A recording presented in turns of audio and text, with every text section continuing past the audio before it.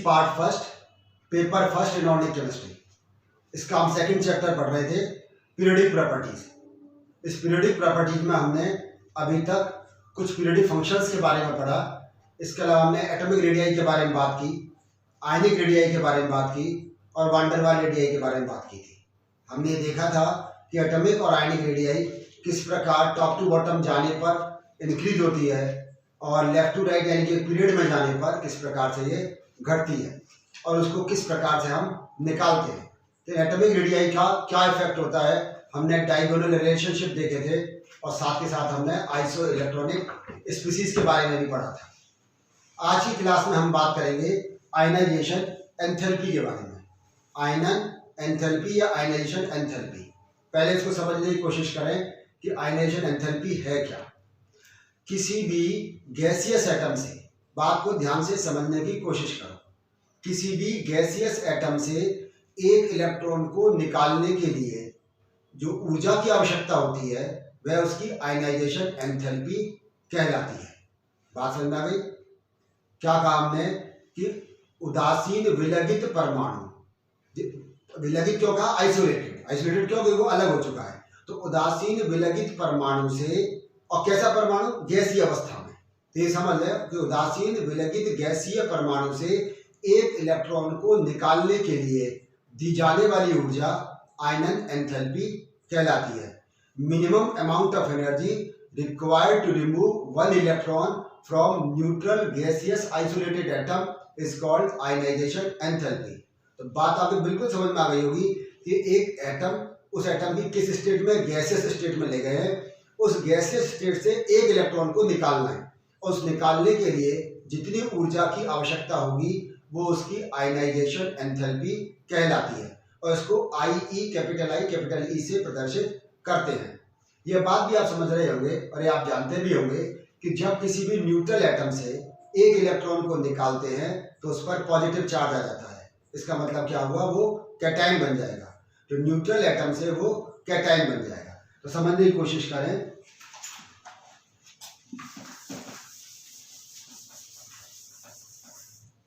जैसे मान लीजिए कोई मेटल एटम हम कोई लेके चल रहे हैं M, इसमें हम कितनी एनर्जी दें किसमें कन्वर्ट हो जाए? M+ में, और साथ में एक इलेक्ट्रॉन बाहर निकल जाए।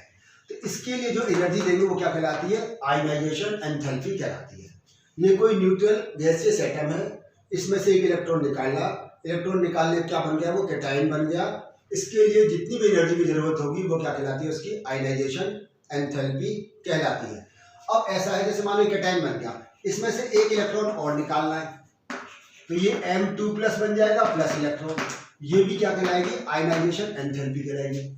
लेकिन यदि किसी भी एटम से एक से अधिक इलेक्ट्रॉन निकाल सकते हैं तो फिर हम इसको कैसे रिप्रेजेंट करेंगे? IE1 और IE2 से। इसी प्रकार से मानो ये M2+ बन गया, फिर इसमें से एक इलेक्ट्रॉन निकाला, तब ये किस रिप्रेजेंट करेंगे? IE3 से। तो ये किस में कन्वर्ट हो जाएगा? M3+ और इलेक्ट्रॉन में। एग्जाम्पल से बात समझने की कोशिश करें तो और गहराई से समझ में आ जाएगी। जैसे मान लीजिए सोडियम है, उस सोडियम का इलेक्ट्रॉनिक कॉन्फ़िगरेशन है 281। इसका उसमें से हम आउटर मोस्ट शेल में उसके एक इलेक्ट्रॉन है, इस एक इलेक्ट्रॉन को हम आसानी से निकाल सकते हैं। तो सोडियम की जो पहले इलेक्ट्रॉन निकालने के लिए ऊर्जा की आवश्यकता होगी वो उसकी आयनाइजेशन एंथैल्पी कहलाएगी, वो उसकी फर्स्ट आयनाइजेशन एंथैल्पी होगी। ठीक है। इसके बाद देखें मैग्नीशियम पहला और दूसरा इलेक्ट्रॉन भी निकलेगा तो उसकी फर्स्ट आयनाइजेशन एंथैल्पी होगी और सेकंड आयनाइजेशन एंथैल्पी भी होगी। और इसी प्रकार से यदि एल्युमिनियम है तो उसकी फर्स्ट, सेकंड और थर्ड तीन आयनाइजेशन एंथैल्पी होगी, IE1, IE2 और IE3।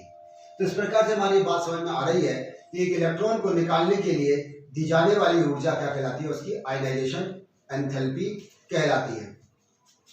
ये बात आपको खूब अच्छी तरह समझ में आ गई होगी। अब हम ये बात करें कि आयनाइजेशन एंथैल्पी का पीरियोडिक फंक्शन क्या होता है। पीरियोडिक फंक्शन देखो, जब हम एटॉमिक और आयनिक रेडियाई की बात कर रहे थे तो हमने कहा था जैसे जैसे हम लेफ्ट टू राइट जाते हैं एक पीरियड में, एक आवर्त में जैसे जैसे हम बाएं से दाएं जाते हैं तो हमने कहा था एटॉमिक रेडियाई डिक्रीज होती चली जाती है। परमाणुीय आकार या परमाणुीय त्रिज्या लगातार घटती चली जाती है। घटने का मतलब क्या हुआ? जो आउटर मोस्ट शेल के इलेक्ट्रॉन है वो न्यूक्लियस के ज्यादा पास आ गए, मतलब न्यूक्लियस से उनमें अट्रैक्शन फोर्स ज्यादा हो गया। और जब अट्रैक्शन फोर्स ज्यादा हो गया तो उस इलेक्ट्रॉन को निकालने के लिए जो एनर्जी देंगे वो ज्यादा होगी। इसका मतलब हमारे क्या समझ में आया, तो जब हम पीरियड में लेफ्ट टू राइट जाएंगे तो आयनाइजेशन एंथैल्पी इंक्रीज होती चली जाएगी। इंक्रीज क्यों होती चली जाएगी, क्योंकि एटॉमिक रेडियाई घट रही है।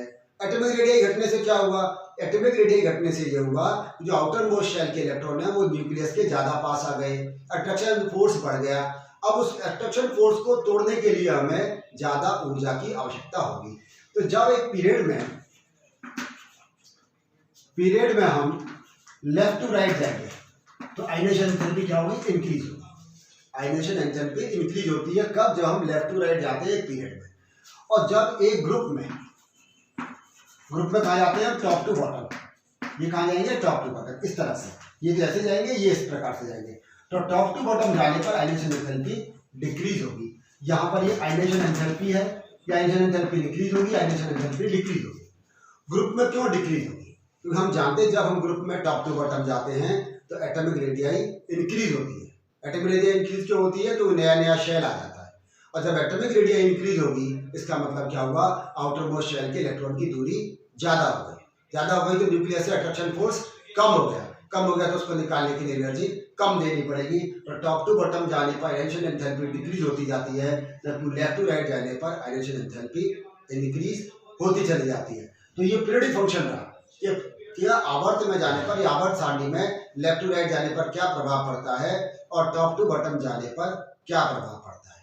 अब हमें देखना है factors affecting ionisation enthalpy. Factors affecting ionisation enthalpy,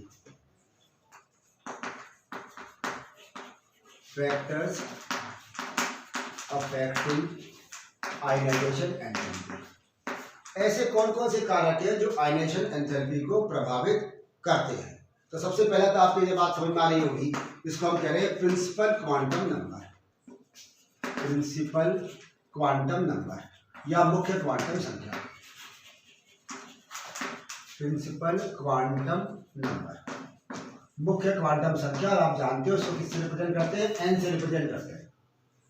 ये बात कहां से आई थी, हम जानते हैं जब हम टॉप टू बॉटम जाएंगे तो प्रिंसिपल क्वांटम नंबर की वैल्यू इंक्रीज होती चली जाती है। जो पहला पीरियड है हाइड्रोजन और हीलियम का, उसके लिए एन की वैल्यू 1 है। उसके बाद सेकंड पीरियड जो लिथियम से लेकर और नियोन तक का है, उसके लिए एन की वैल्यू 2 है। यानी कि प्रिंसिपल क्वांटम नंबर की वैल्यू टॉप टू बॉटम जाने पर इंक्रीज होती चली जाती है।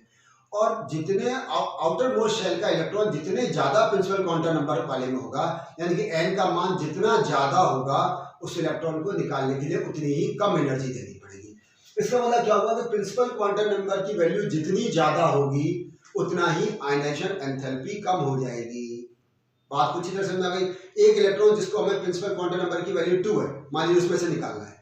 एक इलेक्ट्रॉन जिसके प्रिंसिपल क्वांटम नंबर की वैल्यू 7 है, तो अब किस में कम होगी, 7 वाले में कम होगी।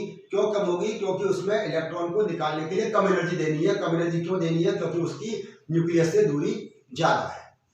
दूसरी बात करते हैं, वो क्या आता है, एजीमुथल क्वांटम नंबर,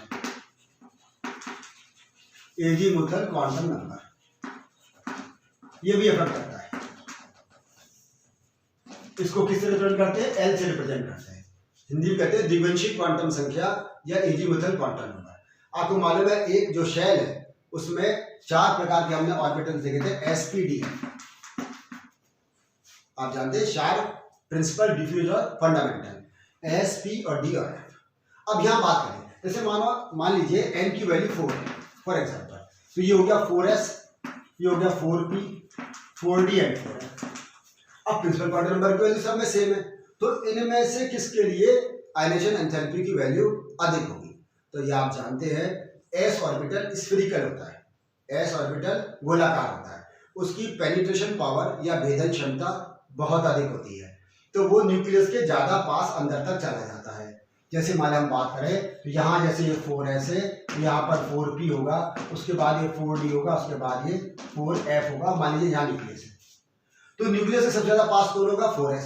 तो न्यूक्लियस का 4s पर अट्रैक्शन, 4s के इलेक्ट्रॉन पर अट्रैक्शन सबसे ज्यादा होगा, और जितना ज्यादा अट्रैक्शन उतनी ज्यादा आयनाइजेशन एंथैल्पी। इसका मतलब क्या होगा कि जो s ऑर्बिटल है उसके लिए यदि इसमें इलेक्ट्रॉन है तो आयनाइजेशन एंथैल्पी की वैल्यू उसमें ज्यादा होगी। तो 4s की उससे कम 4p, उससे कम 4d, उससे कम 4f।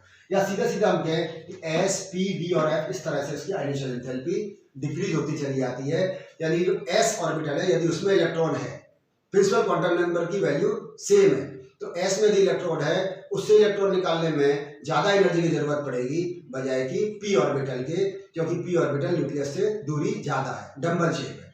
D orbital double double shape है, F orbital triple double shape है, न्यूक्लियस से उतना ही दूर है, और जितना न्यूक्लियस से दूर उतनी एनर्जी हमें कम देनी